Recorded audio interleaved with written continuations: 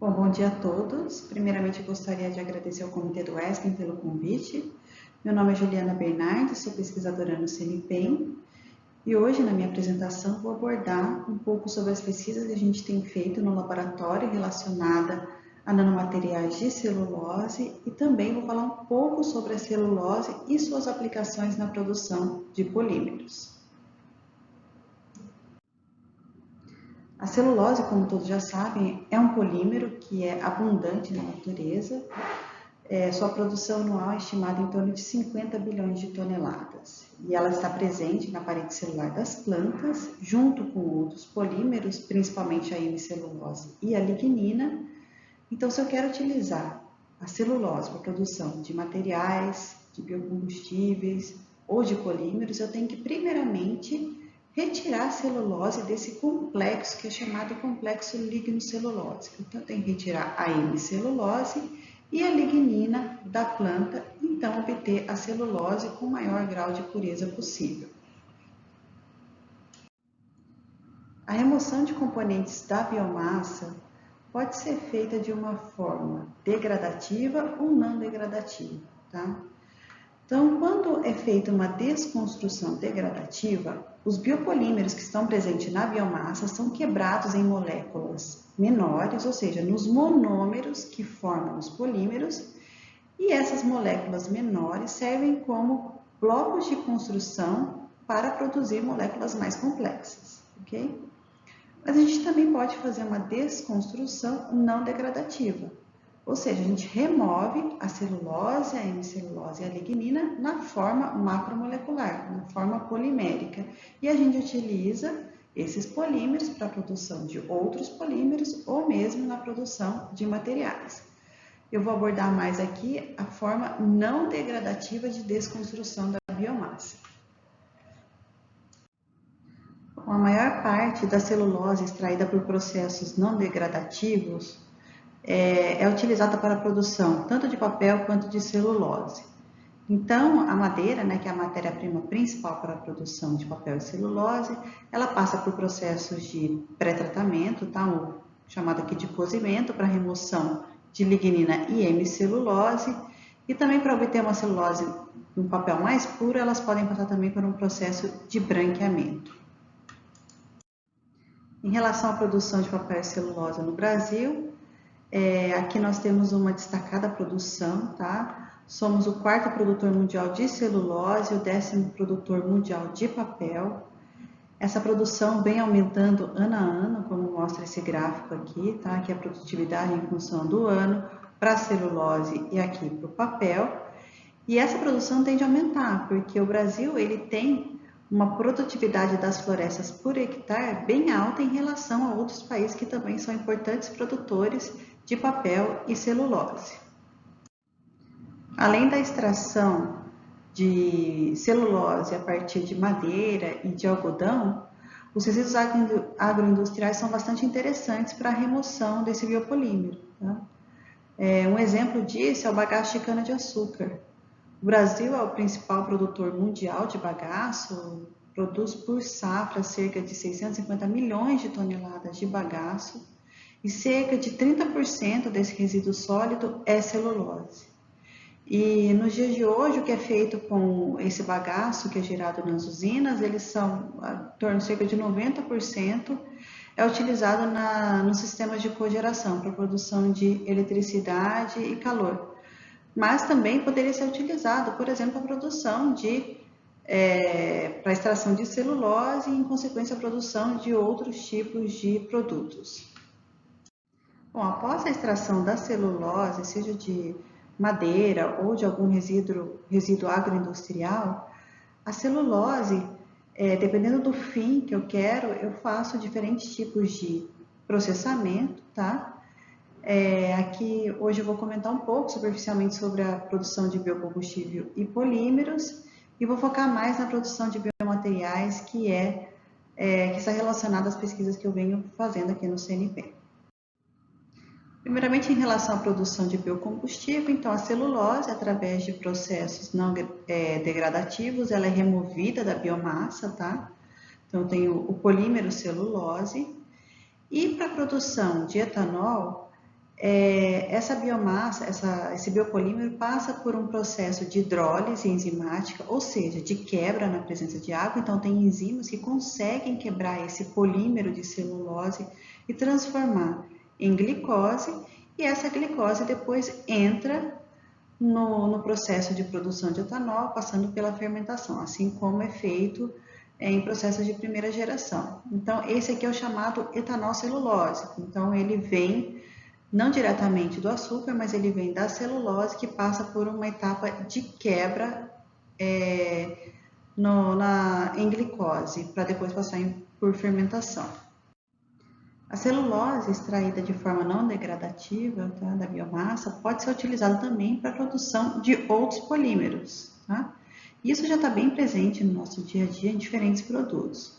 Então, a celulose ocorre através de modificações químicas ou reações de derivatização, é transformada em um outro polímero, que é conhecido como derivados da celulose, que são utilizados para a produção de diferentes tipos de materiais, que vão desde pneus até produtos farmacêuticos.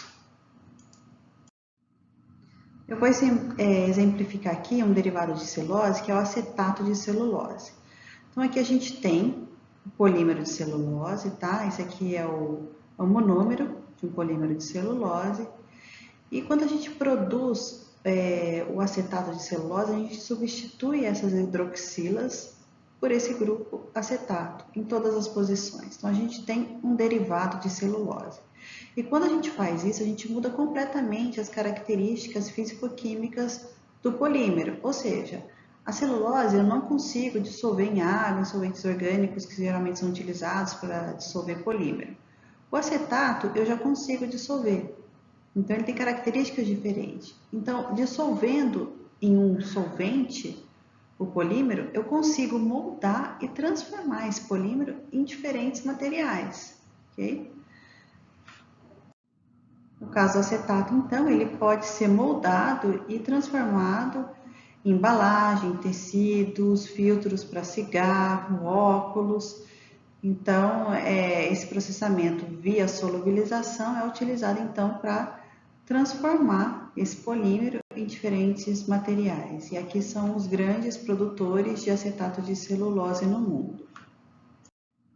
Bom, diferente do acetato de celulose, que a gente consegue processar através de solubilização, a celulose já é bem mais difícil de ser processada, tá? Ela tem uma rede tridimensional bastante complexa no sólido. Então, a gente tem o monômero, né, de celulose, que tem todas essas hidroxilas que vão ligando com as hidroxilas da mesma cadeia ou de outras cadeias e vai formando um sólido que é bastante coeso e que é difícil de ser processado, porque é uma rede tridimensional bastante complexa do ponto de vista de interações. Então, eu não consigo dissolver a celulose para processar, tá? E porque os solventes que geralmente ela solubiliza são solventes bastante exóticos, que são bem tóxicos para o ambiente, então geralmente é difícil de escalonar esse tipo de solubilização. E também a celulose eu não consigo processar como um termoplástico, tá? Como um polietileno, por exemplo, que eu aqueço, fundo e moldo. A celulose, diferente de um termoplástico, ela antes de fundir ela degrada. Então a rota termoplástica não se aplica aqui. E se eu estou interessada em utilizar a celulose em si, sem nenhuma modificação química para a produção de materiais, como que eu posso utilizar? Se dissolver é difícil, se processar via rota termoplástica é difícil. Então agora, nos últimos anos, apareceu uma nova forma que a gente pode utilizar para a produção de materiais a partir de celulose, tá? Sem perder a característica da celulose e conseguir transformar em diferentes materiais com morfologias diferentes, sem perder a estrutura química da celulose. Essa nova maneira de produção de materiais a partir de celulose, sem que perca, né, a identidade da celulose, a estrutura química da celulose, é baseada na produção de nanopartículas de celulose. Então, a celulose é composta por microfibras que estão presentes na biomassa e através de processamento bastante controlado, a gente consegue extrair nanopartículas de celulose da biomassa. Tá? Então, a matéria-prima continua sendo a celulose, mas a gente processa essa celulose a fim de extrair partículas muito pequenas, com pelo menos uma das dimensões na escala nanométrica. Então, por exemplo, eu tenho fibras de bagaço, de celulose, que é utilizada para a produção de papel. Essa mesma fibra eu posso fazer um processamento mecânico e transformar ela em nanofibras. Tá? Aqui, o diâmetro dessas fibras que estão aparecendo aqui são em torno de 5 a 10 nanômetros e elas são bem compridas e parecem um espaguetinho. Se eu pego essa mesma polpa de celulose, essa fibra de celulose, e faço um processamento com ácido concentrado, eu consigo quebrar em partículas com escala nanométrica, transformando essa celulose em uma celulose que a gente chama de celulose nanocristalina. Diferente da nanofibrilada, que é bastante alongada, a nanocristalina ela tem um comprimento de cerca de 200 nanômetros e ela é análoga a um grãozinho de arroz.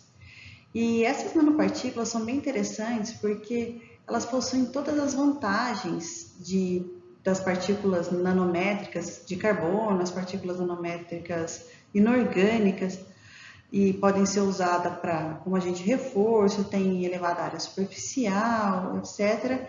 E ela tem uma vantagem a mais, que na maioria dos casos ela possui baixa toxicidade. Então, por isso, essas nanopartículas têm sido bastante estudadas nos últimos 15 anos, eu diria, e tem despertado bastante interesse por parte do setor produtivo do uso dessa nanopartícula em seus produtos, que vão desde peças de carro até na indústria alimentícia. Bom, depois de isolar as nanopartículas de celulose de polpa de celulose, tá? Esses nanoblocos aqui, que podem ter diferentes tamanhos, formas, diferentes encaixes, tá? Conforme eu vou conversar mais para frente com vocês, a gente vai precisar pegar essas nanopartículas e transformar em materiais, tá? No caso do Lego, a gente vai montando peça por peça até chegar num avião, numa casa, etc. Mas e no caso, quando eu tenho nanopartículas, obviamente que eu não vou montar peça a peça, né? Então, o que a gente faz? A gente cria estratégias de automontagem, ou seja, as próprias nanopartículas se agregam, se auto-organizam para a produção de materiais.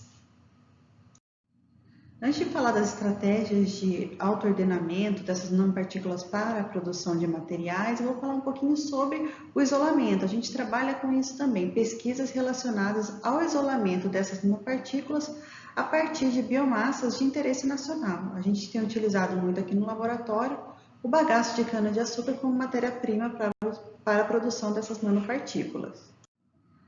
No estudo recente que nós fizemos no laboratório, nós comparamos o isolamento de nanopartículas de celulose de duas biomassas, o bagaço, que é o nosso interesse, versus eucalipto, que geralmente é utilizado, tá? Então, aqui a gente tem o monômero da celulose, novamente, tá? E, como eu comentei com vocês, a celulose é bastante coesa, é difícil de ser processada, e para a produção de nanopartículas, geralmente são necessários condições bem drásticas de processamento mecânico ou de concentração elevada de ácido para chegar nos nanoelementos, tá?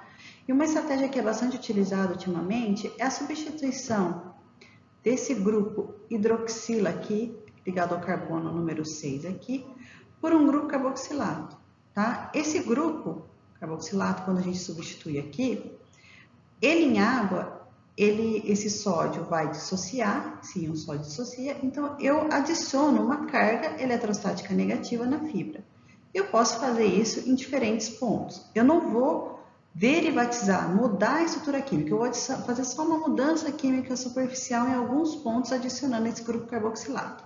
A adição desse grupo carboxilato diminui bastante essa coesão da celulose e facilita a produção de nanofibras. porque adiciona repulsão dentro da fibra de celulose.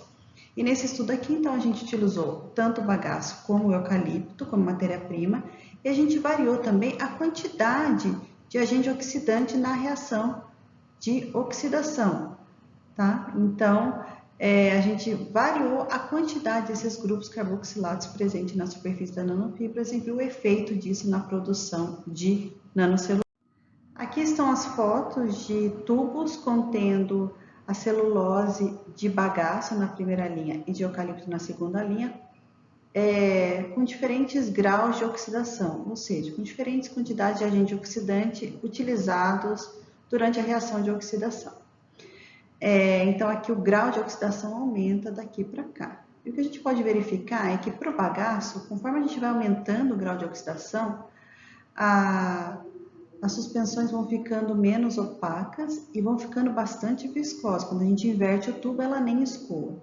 No caso do eucalipto, a gente não observa mudança tão significativa na aparência e na viscosidade das dispersões. Então, elas continuam bastante opacas, independente da quantidade de agente oxidante utilizada, e todas elas fluem quando a gente inverte o tubo. Aqui nesse slide estão as imagens de microscopia óptica das amostras, tá? De bagaço na primeira linha, de eucalipto na segunda, e variando a quantidade de grupos carboxilados adicionados na superfície das fibras. A gente observa que para o bagaço, aumentando a quantidade de grupos carregados na superfície, vai reduzindo a quantidade de microfibras presentes na amostra, dessas fibronas grandes aqui. A gente está numa escala de 100 micron. Por outro lado, para o bagaço, a gente não observa mudança morfológica significativa nessa escala. Então, aumentando o grau de oxidação, a gente não observa a redução da presença dessas microfibras. Para obter uma caracterização morfológica mais detalhada, com maior resolução das amostras de bagaço, que sofreram essa grande mudança morfológica com aumento da concentração de agente oxidante durante a reação de oxidação, nós utilizamos um outro tipo de microscopia aqui na óptica para analisar nossas amostras. Essa microscopia é a microscopia de força atômica.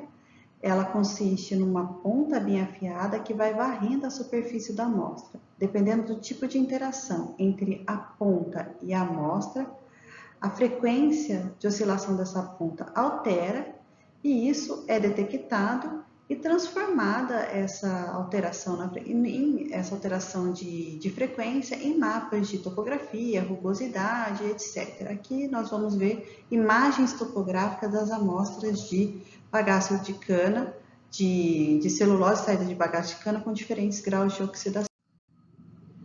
Aqui na primeira linha das imagens de microscopia de força atômica, então a gente tem quantidades de grupos carboxilados aumentando da esquerda para a direita aqui. Então, aqui a amostra menos oxidada e a amostra mais oxidada. Então, a amostra de celulose de bagaço menos oxidada, ela ainda possui fibras que estão totalmente agregadas, tá? Não ocorreu, então, destacamento em nanofibras, mas conforme a gente vai aumentando o grau de oxidação das fibras, a gente observa que elas vão destacando e formando essas nanofibras com diâmetro de aproximadamente 4 nanômetros. E essa transformação de fibras micrométricas para nanofibras ocorre sem a necessidade de uma etapa que é bastante, que tem um custo energético bastante elevado, que é um tratamento mecânico, tá? Então, aqui a gente aumentando o grau de oxidação, as nanofibras vão se destacando espontaneamente durante a lavagem da amostra, sem a necessidade de um tratamento mecânico.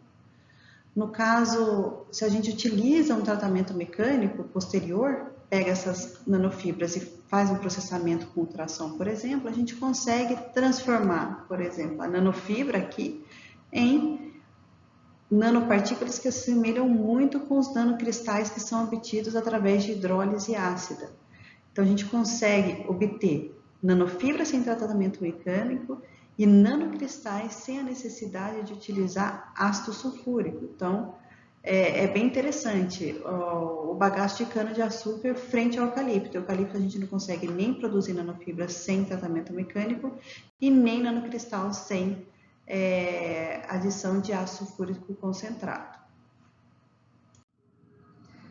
Para entender essa diferença entre bagaço de cana-de-açúcar e eucalipto na produção de nanocelulose, por que com bagaço de cana eu consigo produzir nanofibras e nanocristal tão mais fácil do que com eucalipto, tá? A gente fez uma caracterização química da superfície dessas polpas oxidadas e o que a gente verificou é que tanto o bagaço de cana quanto o eucalipto, eles conforme a gente vai fazendo as reações de oxidação, as duas polpas, né, tanto de bagaço quanto de eucalipto, elas adquirem grupos carboxilados na superfície, que está representado aqui em preto, então seguem a mesma tendência. No entanto, quando a gente faz uma caracterização da quantidade de oxigênio e carbono nas polpas de bagaço e nas polpas de eucalipto, a gente vê uma tendência um pouco diferente. No caso do bagaço de cana, conforme a gente vai fazendo a oxidação, a gente vai reduzindo também a quantidade de elementos ricos em carbono. Então, a razão oxigênio e carbono aumenta consideravelmente em condições mais severas de oxidação aqui para o bagaço. Para o eucalipto, a gente não observa isso. Então, a gente propôs que a oxidação do bagaço de cana, além de promover a adição de grupos carboxilados que promovem uma repulsão na fibra e facilitam a obtenção de nanopartículas, essa oxidação também, esse processamento de oxidação também remove lignina mais facilmente do bagaço comparado com o eucalipto. E a lignina é um biopolímero que atua mesmo, inclusive na biomassa, como um adesivo, tá? Dificultando a quebra da celulose em nanofibras. Então, esse processamento de oxidação, ele, além de adicionar grupos carregados na superfície do bagaço, ele também ajuda na remoção de lignina residual, então facilita a obtenção dessas nanopartículas. Bom, de maneira bem reduzida, então, para o bagaço de cana-de-açúcar, o modelo que nós propomos é quando a gente tem aqui a macrofibra, se a gente faz uma oxidação moderada, a gente adiciona cargas na superfície e a gente consegue a obtenção de nanofibras se a gente faz um tratamento mecânico. No entanto, se a gente faz uma oxidação mais severa, a gente consegue, além de adicionar mais grupos carboxilados na superfície, para o bagaço de cana, a gente remove também essa lignina residual representada em amarelo aqui. E essa lignina, como eu falei para vocês, atua como um adesivo. Então, se eu removo, eu facilito, então, a produção de nanofibras que são destacadas durante a lavagem da biomassa. Então, o bagaço de cana-de-açúcar é uma matéria-prima bastante promissora para a produção dessas nanopartículas, porque ela ocorre a produção, é possível isolar essas nanofibras em condições bem mais brandas. Bom, agora eu vou comentar com vocês as estratégias que a gente tem utilizado para organizar essas nanopartículas para a produção de diferentes materiais. Bom, a primeira aplicação que eu vou comentar com vocês é o uso dessas nanopartículas em estabilização de emulsões. Tá? Emulsões é a dispersão de um líquido immiscível no outro, aqui óleo em água. Tá? Para estabilizar essa dispersão, geralmente são utilizadas moléculas que são conhecidas como surfactantes, que adicionam na interface desses dois líquidos, né, e permitem que um líquido fique misturado com o outro em um determinado tempo. Essas moléculas são bastante utilizadas em formulações, mas tem surgido o interesse de substituir os surfactantes, que muitas vezes podem ter efeito irritante, por partículas que também adsorvem na interface líquido-líquido aqui e estabilizam essa dispersão de dois líquidos immiscíveis em um determinado tempo. Então, nós utilizamos, então, nanopartículas de celulose para tentar estabilizar esse tipo de emulsões que é conhecido como emulsões de Pickering. Gota de óleo, é conhecido que gota de óleo na presença de água tem carga negativa na superfície, isso já é conhecido na literatura. Então, nós resolvemos utilizar uma nanopartícula com carga positiva para estabilizar esse tipo de emulsões. Porque devido a essa carga negativa presente na superfície do óleo, a interação eletrostática entre a nanocelulose e esses grupos carregados na superfície ia favorecer a dissorção da partícula na interface e aumentar a estabilidade. Então, a ideia nossa era essa era a ideia, né? De automontagem, através de interação eletrostática, colocar as nanopartículas de celulose na interface líquido-líquido e manter ela por um determinado tempo. Quanto mais, melhor nesse caso. Através de medidas de tensão interfacial entre os dois líquidos, tá? Que a gente tem a água e uma gotinha de óleo, a gente faz a medida de tensão interfacial através de medidas geométricas do formato da gota. A gente verificou que a estratégia de adicionar as nanofibras na interface água-óleo através de complexação eletrostática funcionou. Tá? Então, devido à redução na tensão interfacial, esse é um indício que a nanopartícula está indo para a interface, como a gente programou, digamos assim. E aí a gente comprovou isso através de, além da catiônica, a gente fez alguns experimentos com nanofibras com carga negativa. Essas nanofibras podem até ir para a interface água-óleo, tá? Promove a emulsificação, mas a estabilidade ela não permanece na interface. Então, o que a gente verificou? Que para a catiônica, a gente viu uma estabilidade de mais de um ano, ou seja, a gente não observava uma separação de fase água-óleo, no caso da catiônica, mesmo após um ano. No caso da aniônica, que tem carga negativa e tem uma interação repulsiva com a superfície da gota, depois de um dia, a emulsão já quebrava em água e óleo. Aqui a gente tem uma imagem de microscopia óptica das emulsões catiônicas. Bom, congelando essas amostras e fazendo uma análise em maior resolução do que a microscopia óptica, a gente congelou essas amostras e analisou por microscopia eletrônica de transmissão no modo CRIO, tá? É um modo de transmissão que a gente consegue analisar as amostras na presença do solvente. Nesse caso, é bastante importante ter o solvente presente para analisar onde está as nanofibras na emulsão. Então, aqui a gente tem uma gota de óleo, tá? A gente verificou. A gente pode observar que as nanofibras de celulose estão presentes na superfície da gota, como esperado, devido à interação eletrostática, mas também tem bastante nanofibra entre as gotas, que é na fase aquosa. Então, a alta estabilidade da emulsão que a gente preparou com nanofibras catiônicas é devido a a dissorção na interface líquido-líquido, mas também devido a essa formação de rede na fase aquosa. Essa rede aumenta bastante a viscosidade da água e dificulta com que essas gotas de óleo coalesçam e ocorra a separação de fase líquido-líquido. Dentro dessa mesma abordagem de agregação devido à interação eletrostática, a gente utilizou nanofibras com carga negativa e positiva, tá? Então, a gente misturou essas duas nanofibras, elas se associam devido à interação eletrostática, e a gente utilizou essa abordagem para a produção de espumas de celulose que são mais estáveis em água. Geralmente, espumas de celulose, quando a gente coloca em água, elas se desfazem muito facilmente, tá? Então, a gente usou essa abordagem de agregação, de automontagem das nanofibras, para produzir um concentrado de fibras que possui uma maior estabilidade em água, que a gente chama de coacervato.